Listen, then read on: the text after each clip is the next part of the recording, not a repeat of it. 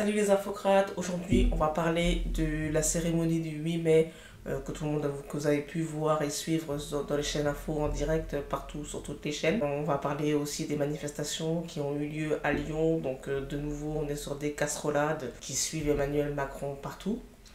Avant tout, je vous invite à vous abonner, mettre les notifications, les commentaires et à mettre les petits pouces afin de me permettre de vivre de ma chaîne. Et c'est parti, on va parler de la cérémonie du 8 mai conduite par Emmanuel Macron. Alors, le président de la République, Emmanuel Macron, a donc fêté la cérémonie du 8 mai qui commémore la fin de la Seconde Guerre mondiale. Donc on a eu droit au défilé militaire habituel, on a eu droit au discours habituel concernant les résistants, concernant l'extermination des juifs, concernant l'idéologie nazie, etc.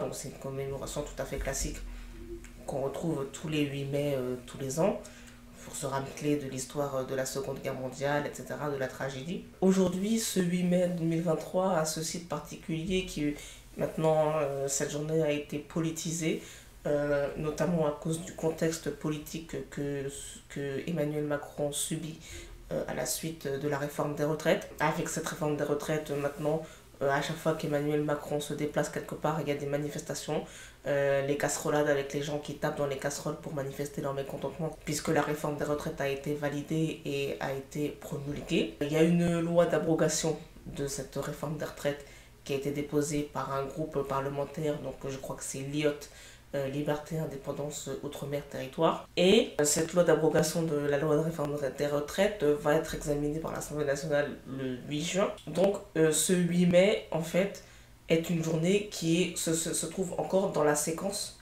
de contestation de la réforme des retraites, puisque il y aura encore une journée le 8 juin où l'examen de la réforme des retraites va repasser à l'Assemblée nationale par le biais de la loi d'abrogation.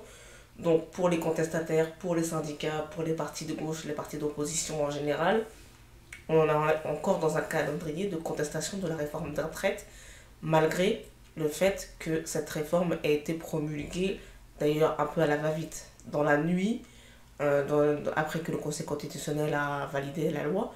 Donc si vous voulez, on est dans un contexte où la contestation se prolonge malgré le cheminement institutionnel du texte. La contestation se prolonge sur encore le même texte, la réforme des retraites, la réforme des retraites, la réforme des retraites. Les manigances et les manœuvres des partis de gauche, des partis de droite et des syndicats continuent. Donc les syndicats qui sont unis pour la première fois depuis extrêmement longtemps s'unissent encore pour décider encore de nouvelles actions, etc. ensemble.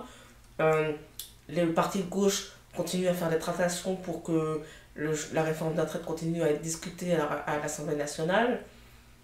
D'ailleurs, il y a des bisbilles internes dans les partis de gauche pour savoir qui dirige, qui fait quoi, etc. Les syndicats, pareil. Ils doivent tous se mettre d'accord à chaque fois qu'il y a des actions à mener, de toute façon, et pour essayer d'être le plus unis possible contre Emmanuel Macron. Et Emmanuel Macron a réussi cet exploit d'unir tout le monde contre lui. Et c'est ce contexte-là qui fait que ce 8 mai, qui normalement est un jour de commémoration de la fin de la guerre contre les nazis, ce qui est quand même symboliquement dans l'histoire de France un jour quand même bien particulier.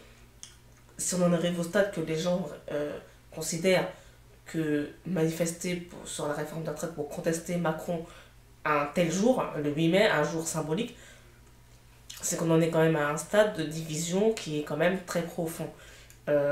Normalement, le 8 mai, c'est un jour de rassemblement, de commémoration de l'histoire de France, et en plus, à un moment bien particulier où la France a été divisée à un point tel que on en a tué des gens, des Français, ou des étrangers, mais des gens parce qu'ils étaient juifs. Donc ça veut dire qu'il y a un symbole sur ce jour-là, et qu'on arrive au stade où manifester n'est plus un problème ce jour-là en particulier, ce n'est plus considéré comme quelque chose d'indécent. Et donc il y a des images partout sur les chaînes d'infos, là où il y a le président à Lyon pour commémorer la mémoire de Jean Moulin, vous avez des images en direct de manifestants, de tous les syndicats, puisque ce sont des manifestations tout à fait légales, ce sont des manifestations organisées par les syndicats, notamment Force ouvrière et la CGT. Donc ça veut dire que il y a une digue qui a sauté, il y a des gens qui estime que malgré la commémoration, on peut aller manifester parce que le mécontentement est tellement grave, la division est tellement grave, la haine d'Emmanuel Macron est tellement grave que ça en dépasse la mémoire de cette journée en particulier, quoi. Donc c'est vraiment, il y a une atmosphère. Il y a une atmosphère de division, il y a une atmosphère de fin de règne, il y a une atmosphère de haine envers Macron, envers Elisabeth Borne. Il y a une atmosphère grave, lourde. En plus, vous avez vu ce défilé sur les Champs-Élysées, il y avait tellement de sécurité que les badauds étaient interdits sur les trottoirs qui longent les Champs-Élysées. Du coup, sur les Champs-Élysées, à part la voiture d'Emmanuel Macron et la sécurité, il y avait strictement rien et ni personne. Donc les images comme ça sont tristes. Sont tristes. Le type est seul. C'est ça que ça veut dire. C'est le type est seul. On commémore l'histoire de France et personne ne veut commémorer l'histoire de France avec lui. Il le sait d'avance. Donc du coup, il bloque tout pour être sûr que personne ne lui jette des tomates pourries à la gueule ce jour-là. Parce qu'en fait, personne ne veut voir sa gueule. C'est ça le message. C'est grave. On est à un stade de gravité quand même, là. Donc, c'est vraiment un homme, à mon avis, qui est seul, qui suscite la haine, qui suscite la détestation, la contestation politique, mais même la haine personnelle. Maintenant, les gens détestent Emmanuel Macron de manière personnelle. C'est sa personne.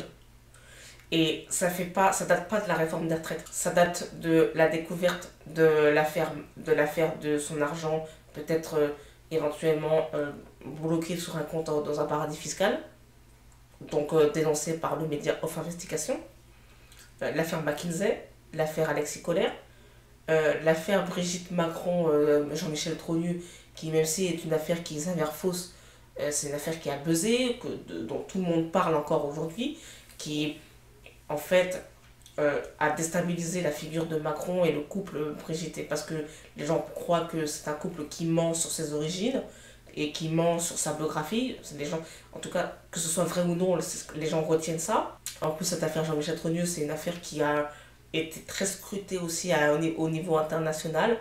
Les gens dans la diplomatie s'inquiètent de savoir qui est le personnage d'Emmanuel Macron. Donc Emmanuel Macron donne une image absolument terrible à l'international, et pas seulement sur Jean-Michel Trogneux. Il y a l'affaire du Liban, où quand il a été après l'explosion, il a promis des choses qu'il n'a pas tenues, donc il y a eu des bisbilles. Il y a l'histoire de sa fortune, l'histoire de son passage chez Rothschild. Il y a beaucoup de choses autour de lui qui sont bizarres et que les gens n'acceptent plus. Les gens ne sont plus en mesure d'accepter le manque de respect d'Emmanuel Macron envers le peuple. Et on en est à ce stade-là. Il y a l'affaire McKinsey, donc c'est ce cabinet de conseil qui donne des conseils à Emmanuel Macron à la place des propres ministres et de ses propres conseillers. Donc c'est McKinsey qui fait la politique de la France. On s'inquiète. Il y a cette affaire Marlène Schiappa avec le fonds Marianne qui a été créé après l'affaire Samuel Paty. Donc on se demande s'il y a détournement de fonds, s'il y a favoritisme, s'il y a des problèmes de prestations de services, etc. Donc il y a une affaire Marlène Schiappa, il y a l'affaire des contre-feux que les ministres ont envoyés dans les différents médias sur la réforme des retraites, en allant faire des déclarations qui n'ont rien à voir pour un peu allumer des contre-feux, pour faire semblant que la réforme des retraites n'est pas le seul sujet. Donc vous avez Olivier Dussopt qui a annoncé son homosexualité, Sarah El Haïry aussi, Macron a été dans Pif Gadget, Marlène Schiappa a été dans Playboy avec des photos que tout le monde a vues, il y a Bruno Le Maire qui sort son livre. Voilà, c'est prestidigitation, c'est les magiciens. Ils font disparaître les problèmes. Il y a plus de réforme des retraites. C'est fini. Il n'y a plus de réforme des retraites, plus de problèmes, plus de manifs, plus de contestations, plus de syndicats, pas d'intersyndicales, plus d'opposition, plus d'Assemblée nationale, il n'y a plus rien. Il n'y a plus de conseil constitutionnel, c'est fini. Il n'y a plus rien. De toute façon, il n'y a qu'à voir comment il se sert des institutions, il les tord pour avoir ce qu'il veut. Donc en fait, c'est du foutage de gueule généralisé et il faut arrêter, en fait.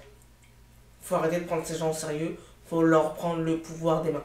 Voilà, c'est tout ce qu'il y a à faire. Voilà, c'est la fin de cet édito, c'est la fin de cette petite vidéo et je vous dis à bientôt pour un prochain édito. Salut!